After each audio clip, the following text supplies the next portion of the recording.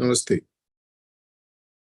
This is Prakash, founder and CEO of Sea Change Consulting. Welcome to this edition on Unlimited Success by Corporate Sage.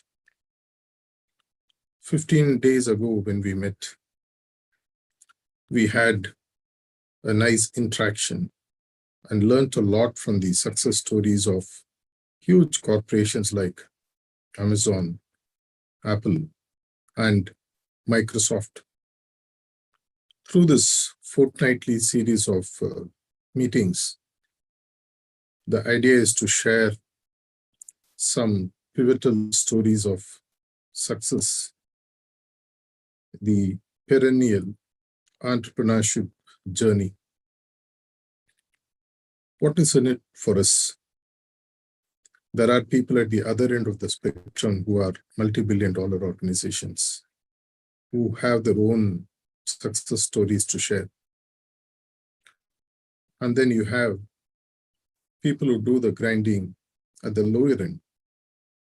You call them the SMEs, the MSMEs, the mid-caps. Everyone has a need for such knowledge for them to succeed. And when we gather and share stories, anecdotes, experiences, frameworks, coming through the personal journey I have had over the last 4 decades or so, it has a huge input advantage to the people who are listening. You can just straight away, as I mentioned in the last session, do a CCI, copy, customize, innovate, and start using them right now after this session is over. Welcome aboard for those who are watching it live on several social media handles. And those who are going to watch this session after this session is over through the recorded offering that are going to come up in the several social media handles. I hope you have a pen and a pad for you to take some notes. Of course, the recording can be seen again for you to see what kind of learning you can pick up from this session. Let's look at what I would call as the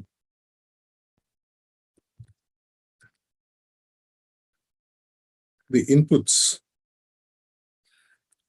that are not necessarily the stuff that what we think the companies and legends are made of. When we look at the success stories of large corporations, we have this standard belief that it's all about huge ideas, great thoughts. There are a lot of myths around this entrepreneurship success story. People think it's all about innovative thinking and breakthrough ideas, and that's it. That's how, unfortunately, the corporate success life has been projected. And in fact, when clients reach out to us at Change, it's always a question, can you turn it around in 1 month, or in 2 months, or in 3 months, or in 6 months? Forgetting that such entrepreneurship success of such great chains sometimes have taken decades or even multiple generations to happen. Like what we see, the tip of the iceberg, and think that that's all it is about an iceberg. We forget to see the 95% which is submerged below, to know how much work has to go through. I always say that more than the ideas and innovations that tend to happen, it is singularly through great execution. I repeatedly call in many of my leadership coaching and business consulting interactions with my clients. Actually, they are boring stuff. To do the same thing again and again and again and again and again, till such time you reach a flawless execution mode. What differentiates you from your competitor or which gives you a market space or an advantage.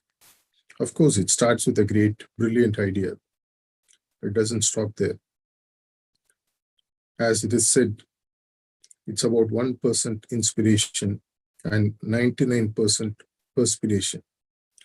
It's actually very beautifully said. The quote is attributed to Albert Einstein.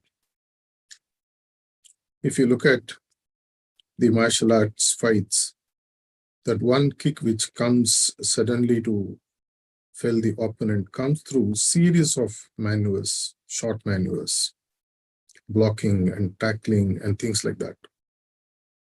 In this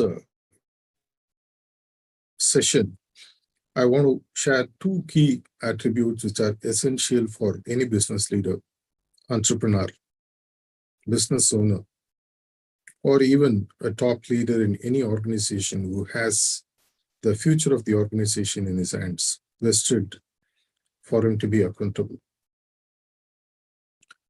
The two parameters I'm going to touch today are two critical components which are given a lot of weightage in B schools and in classroom sessions, but normally given the go-by when we actually get into the field.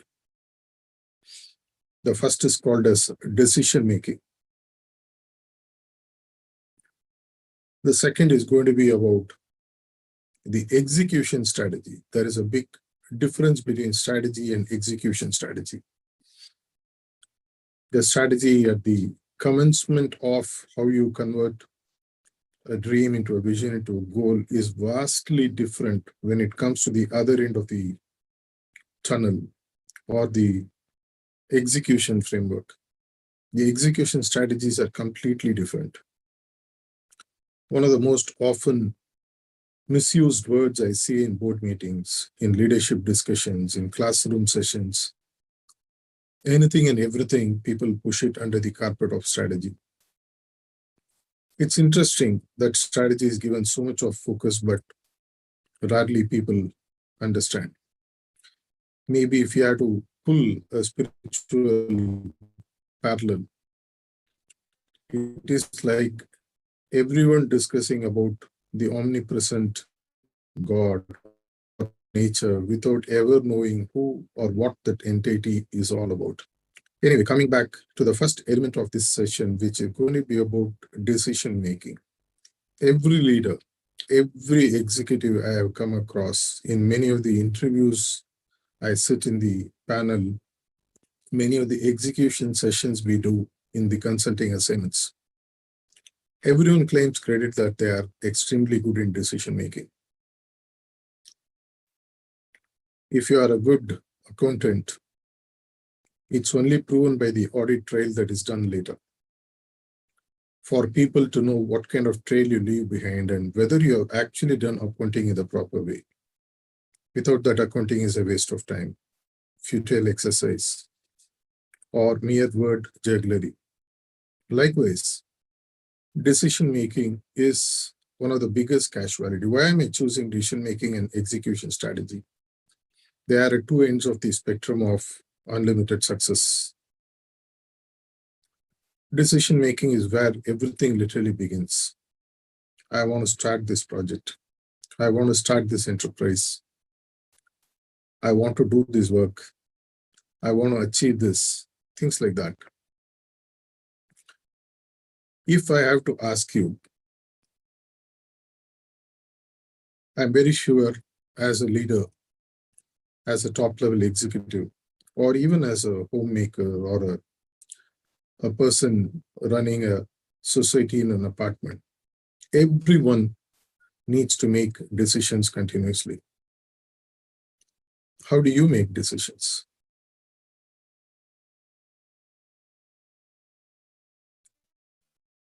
Is it scientific?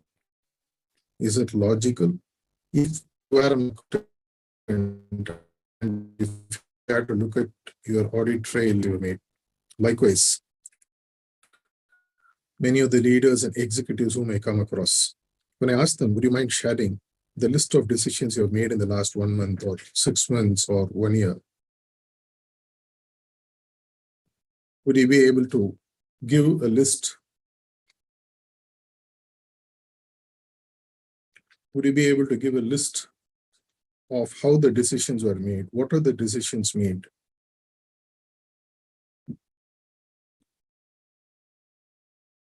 Whenever I meet leaders, this is normally met with a very cold response. Prakash, how does it matter we are successful? Missing the point. You could have been more successful. You could have been exponentially successful. As they say in Tamil, Mudal Konal Mutrum Konal. The first dot that you get wrong in any drawing or painting, the entire painting or drawing tends to go wrong. You can still make sense out of the drawing or painting saying that it's wonderful. Yet, could you have made a masterpiece out of it? Every decision which is the beginning of a takeoff into the unknown future in any corporate organization is a wonderful choice of exercising a beautiful way of making decisions which are well thought through. There are several models that are available for an entrepreneur, a business owner, a leader to make decisions. Let me share a very, very, very simple model today. Very powerful, very useful, something that you can put to use right after this session. All you need is to commit yourself to doing this for the next 1 to 2 to 3 weeks.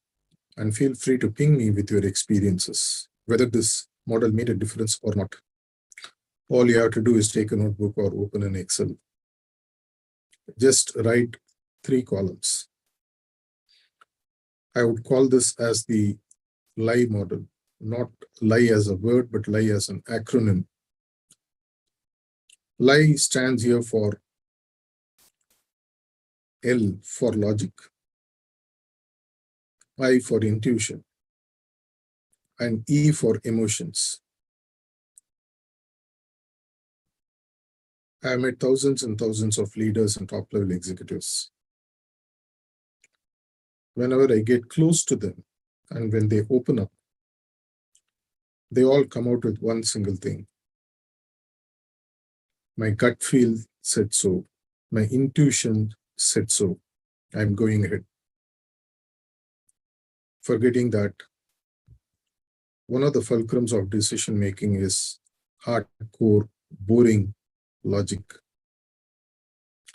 If you open this Excel sheet, under the column of L, before you jump into moving further on any decision you are making, evaluate the decision using this LIE model. Right under the L column, what is the logic which is pushing you to take this decision? It can be based on any data analytics techniques,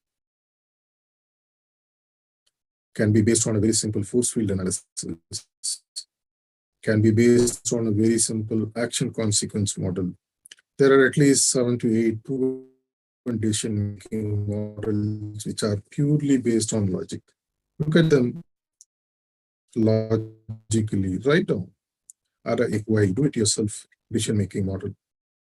Write 6-7 parameters on which the logic would stand in good state. For example, finance, inventory, stocks, market position, market share, whatever it may be. Write down 4, 5 points, 6 points, 7 points. The more you write, better clarity you will get on the logic column. These reasons compel me to logically think that the decision I am making is right. But don't yet jump into taking the decision to the next level. Look at the last column, which is E. The I column is the normally reserved for the last, though many people use it as the only way, and in the right in the beginning itself. Go to the last column, E, or emotions as we call.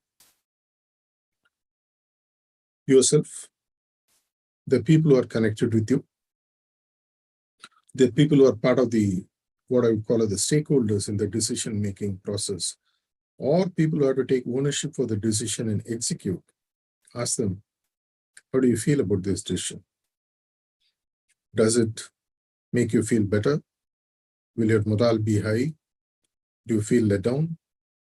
Are you happy with this? Finally, when people have what we call the FGF factor, feel good factor, they would own sometimes even wrong decisions and execute them well. The emotional connect of the decision must not be taken ownership by only by the decision maker, normally the owner in a small company, or one of the key leaders in a mid to large company, but by the entire team who's going to be impacted by it. It doesn't take too long. Few minutes, maybe an hour, maybe 2 hours. But every decision normally lasts a lifetime. No decision can stand in singularity saying that this decision is going to happen only for the next 1 or 2 days. Never. It's all a ripple effect. Once the stone is thrown into the pond, the ripple goes on. Even in a pond, maybe the ripples will come to a standstill, but not in the corporate life. After 30 years, after 40 years, after 50 years, apparently a small seed of a decision that you took will have its ramifications for generations and generations to come. At the time, people will ask, who made this decision? How did they make it? You may live to tell them that you didn't have an answer then, or somebody else may be cursing you. By sheer luck, some decisions do hit jackpot. That doesn't justify it. Exceptions don't make the rule, right? When the logic and emotions are ticked off sufficiently well, so the entire live model can be run through in about 1 or 2 days time max, specifically for major decisions. The third one is when the I comes into play, which is what I call as intuition. When the mind gets silenced, the intuition starts speaking. Normally, intuition is said to be the call of the heart. People who meditate, people who are capable of introspecting, people who can silence their mind and listen to their inner voice, get very clear thinking. One of the biggest proponent of this model is Michel Dell, who started his career at the age of 18 and became one of the fastest billionaires in US in the 90s. He used to say that after logic and emotions die down, I wait sometime for 1, 2, 3 months before my intuition says, go ahead with this. And that's when I start. Normally, many entrepreneurs and decision makers reverse the process and they depend only on I or intuition and they leave the L and E completely out. L and E is conveniently inserted at a later point of time. If this live model makes sense to you, start documenting it. If you can fill it in an Excel and share it with me on any of the social media handles, I would be very glad to help you out to show you how you can improve on this.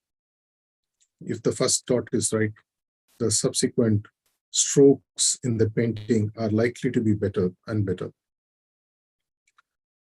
Let me look at the other end of the spectrum, what I call as the execution. Normally, when you have a dream that becomes a vision, that becomes a goal, which based on strategy and values converted into a plan, and then it becomes a foolproof action plan, and then you turn it into a process. All this still now being done purely on paper, not in real life. This is the biggest advantage of proper structured thinking. Once you shoot an arrow, there is no way you can claim it back. At least the effects cannot be claimed back. The same is true for the thinking through of the decision and the execution part.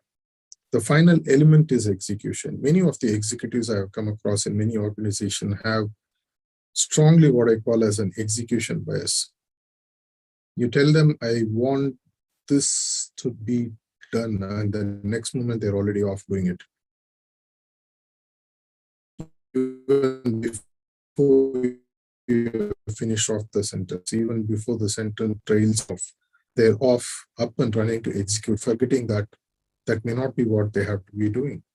Because Fortunately or unfortunately, action alone is considered to be a more potent force than what acts as a precursor to action, which is proper thinking and thinking on paper. Execution, which is the tail end of the other end of the spectrum, as I said, is when actually the action happens. And why are we to spend so much of more time? Because right from the stages of dream, vision, goal, to strategy, to plan, to the execution stage, on paper can be done in a very short time comparatively, 1 week, 1 month, 3 months max. But the execution, which is the boring stuff, repetitive stuff, which has to be done again and again and again and again, if it is not thought through properly, can block unlimited success from flowing into the organization. Execution has two aspects. First is called as the execution strategy. The second is the execution itself. The strategy which converts a goal into a plan is completely different from the execution strategy. Predominantly, the strategy which helps a goal to convert into a plan to an action is more external faced and less internal faced. Where you look at the external factors which stand in favor or against you and then work, a little bit of internal factors do come in. Whereas when it comes to execution strategy, out and out, it's all about how to involve the only major asset that you have in getting things executed, your people. If they are not thought through in terms of you're going to make them actually do it for you, the chances are that you'll reach 1, 2, 3% of the potential of the idea with which you started. One of the greatest advice I got when I started my business way back in 92, a good piece of advice which came from a very senior veteran from the industry then. He told me, Prakash, ideas are dime a dozen. You don't even have to invent them. Those days, internet was still not there in India, at least. He said, just read a book, pick up an idea. There are thousands and thousands of people who will give you free ideas. But till you have milked one single idea to its maximum, do not make the mistake of jumping to the next idea. In fact, when I meet many failed entrepreneurs or entrepreneurs who have not tapped into the full success potential of the idea that they have, one thing that I repeatedly find is that in less than a space of 3 to 6 months, though they wouldn't admit it, even when you point out, it only makes them angry. They've already jumped off from the original idea for which they started this entrepreneurship journey. Thinking that newer idea, followed by another idea, followed by another idea, would be the cue for the elusive success that they have been chasing. They do get intermediate success, intermittent success, but not commensurate with what they are capable of. And hence, at Sea Change, we put tremendous amount of focus in helping our clients. If you really look at the worldscape when it comes to execution strategies, there are not very many frameworks which are really worthwhile following. There are hardly one or two. The 4D formulation from the House of Coveys is one among them. There are one or two more from some stalwarts, but predominantly execution strategies on paper are very, very less which people use. Even those which are available are prohibitively expensive and hence people don't touch them or use them. I read a very interesting data that pre-COVID time in 2019 or so, in US alone, one magazine had estimated the potential loss of poor execution to about $150 billion. Imagine $150 billion. If you convert it into Indian rupees, for those who are watching from this part of the world, we're talking about 7,000 to 8,000 crores per billion multiplied by 150 times. Despite this, the companies made profits. They were successful. Some of them are Fortune companies. Yet, $150 billion loss because of poor execution strategy. which means your return on investment is 1/10 or 1/20th of what it could have been from that idea that you generated. You are happy you make money, but is that sufficient is the question. Imagine the loss to the world. After all, least input, maximum output is what every entrepreneurship dream is all about. Be it sea change based on this over a period of time, based on over 2 decades of consulting work that we have done with hundreds and hundreds of clients pan Asia, have developed a model which literally we are ready to offer free to anybody who wants to pick it up and use. You might still reach out to ask how to use it, but let me share the model. It is a 360-degree execution strategy. We call it as an acronym called CLIP. CLIP is the word. CLIP, what does it stand for? It's a 360-degree homegrown, indigenous execution strategy framework from the House of Sea Change. C stands for control, L stands for leverage, I stands for implementation, and P stands for processes. They are not necessarily used in the same sequence, but we had to make a beginning somewhere. What does C stand for when I said control? Proper execution goals, proper performance management system, from where the goals actually come in for the people who are going to execute. What doesn't get measured doesn't get done. Rather, what gets measured gets done is what I would say. When you jump into execution, people who are part of the execution work better. This is what management science has repeatedly proven. When very clear-cut, precise goals are set, they are tracked, and periodical corrective 360-degree feed-forward mechanism is established. Feedback is also good, but feed-forward would be better. C stands for control, as I said, where we speak about setting a performance management system, either for that project, or for a quarter, or for a month, or for a year. Multiple strokes for multiple folks is what I would say. When you have a properly thought through a goal to achieve the end objective, which is what we started off when we made the decision was about reaching a specific goal. The goals in terms of my portion of that goal, for example, you're making a building. As an electrician, I may not be interested in the complete building, but I would be very keen to know the specific plan for the work that I have to do to ensure that the electrical appliances are properly connected, installed, and they will work as long as the building lasts, hopefully. My goal has to be understood by me, and that has to be made. Not only made, has to be tracked. If you have a son or a daughter or one of your sibling or somebody studying in a college or in a school, don't they have periodical progress reports given? Why not straight away go for the final exam? The periodical progress reports help you to understand what are the course corrections that need to be done. Okay, in this specific subject, maybe I'm scoring low. In this subject, I'm doing fine. Maybe by fine-tuning better, I can score better. Things like that. Tracking, followed by tracking MAS reports, if it is done properly. People know exactly how they are moving on.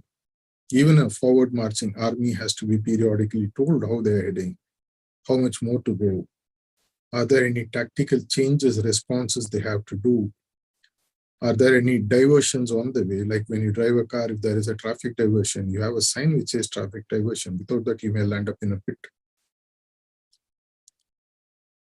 Tracking mechanisms with MAS reports help you precisely do that.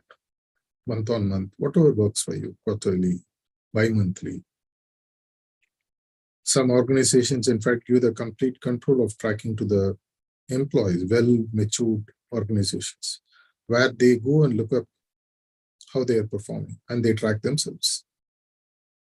Or in that matured universities in the world where the students go and actually rate themselves and find how they are doing. As part of the C control, the last word I mentioned was about 360-degree feedback or 360-degree feed forward. There's no point in telling someone that you have failed after he has failed. That's not the role of a coach or a consultant or a teacher or a business guide or maybe a corporate sage. There's no point in Lord Krishna telling on the 18th day to Pandavas that, I'm sorry, you have failed. Kauravas are won. Krishna was giving, though he was not the commander, he kept on giving inputs then and there. Not only inputs about what went wrong. Feed forward. It's not a new term. It has been there from the days of Mahabharata. He was giving continuously inputs on what next, what next, what next, what next. Tactical maneuvers, strategical changes to ensure that the final goal of the victory in the war was met. And it did happen on the 18th day. The second letter in the acronym called L is called as leverage. Leverage is when we completely work to ensure that the team members are continuously motivated. Highly empowered teams work themselves. They find a way to ensure that they don't need any external motivation to work. They have internal, intrinsic motivation.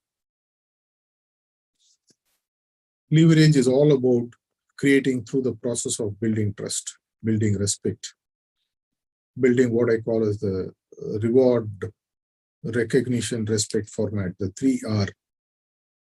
It's a huge framework, easy to implement. Without the support of the people, you are never ever going to be able to reach your goal successfully, or at least not as successful as you could have been. Unlimited success, why not?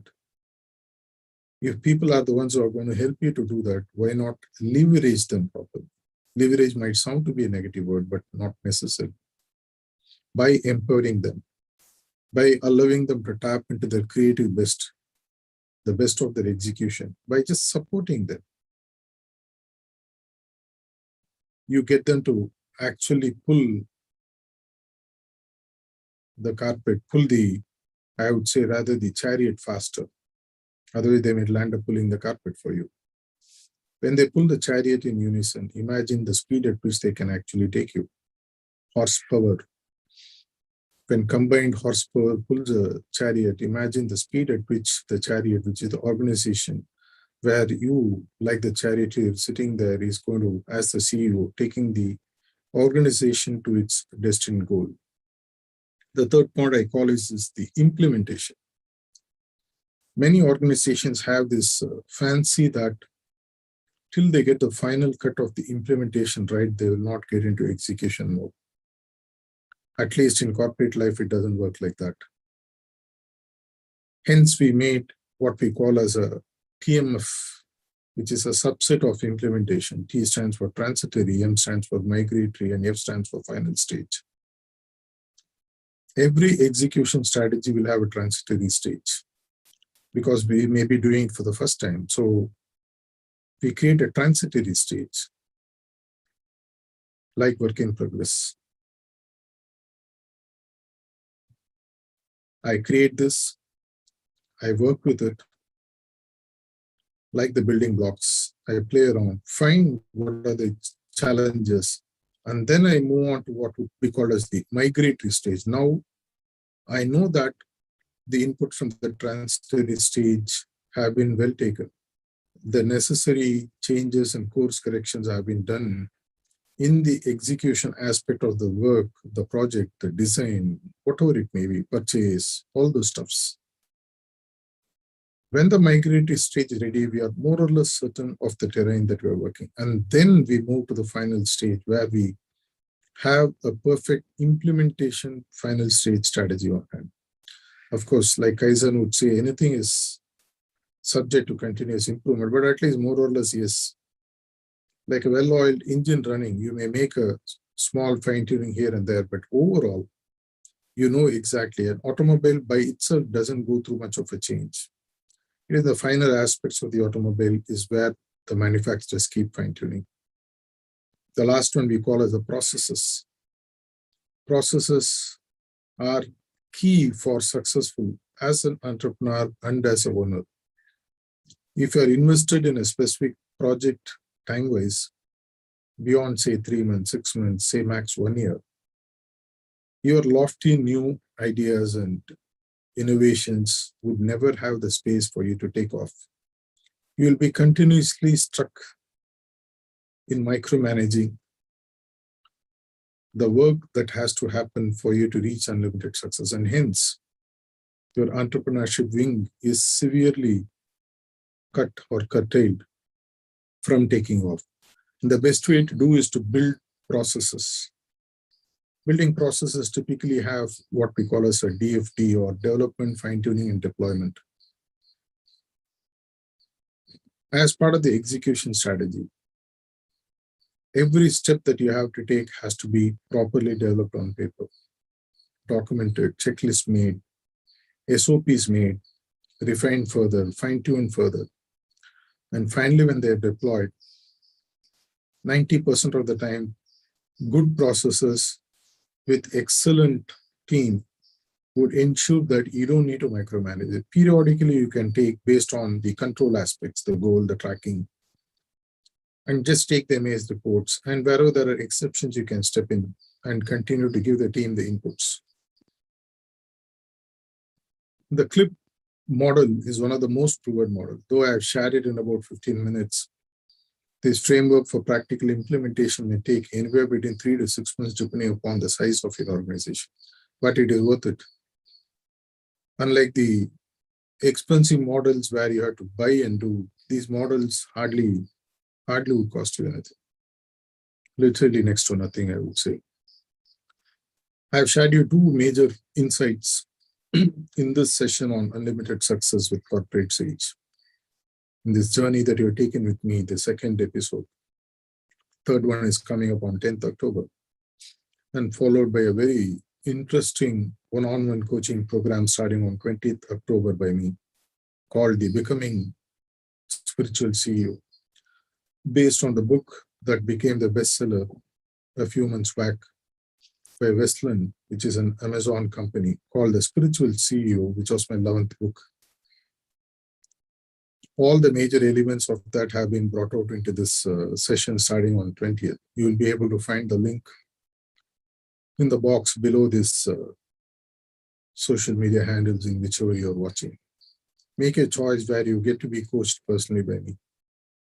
Let me share a couple of insights other than decision-making and execution strategy before I sign off for the day. Specifically for business leaders, CEOs, and entrepreneurs, learn to break the bigger picture into parts. Even for the craziest of minds, the best of minds, the big picture becomes scary sometimes. I work with several entrepreneurs who have large vision, 5 years, 10 years, 20 years, and then they get scared. Prakash, I don't know whether we'll be able to achieve it or not. It's too big, too daunting, too scary. If I give you a 10-kilo cake and ask you to eat, I'm very sure you're not going to put the complete 10 kilo in your mouth straight away. Logic says, cut them into small pieces that would get into your mouth. Likewise, whether it is decision-making, whether it is execution, whatever it may be, look at next half an hour. Look at next part which you have to do. After all, that's all you can do. Be in the moment. Execute it well for the next 30 minutes.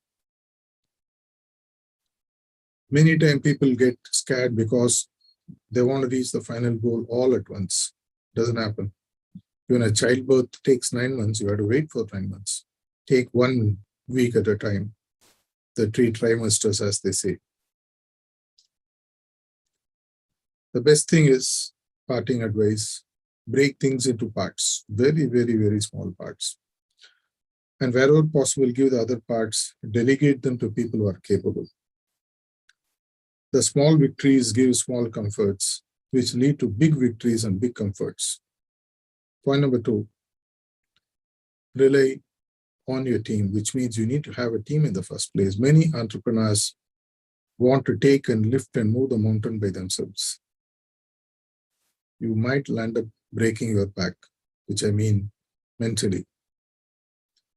No single individual in this world is good at everything. We are all good at something, not good at everything. It is finally teamwork which gets everything done.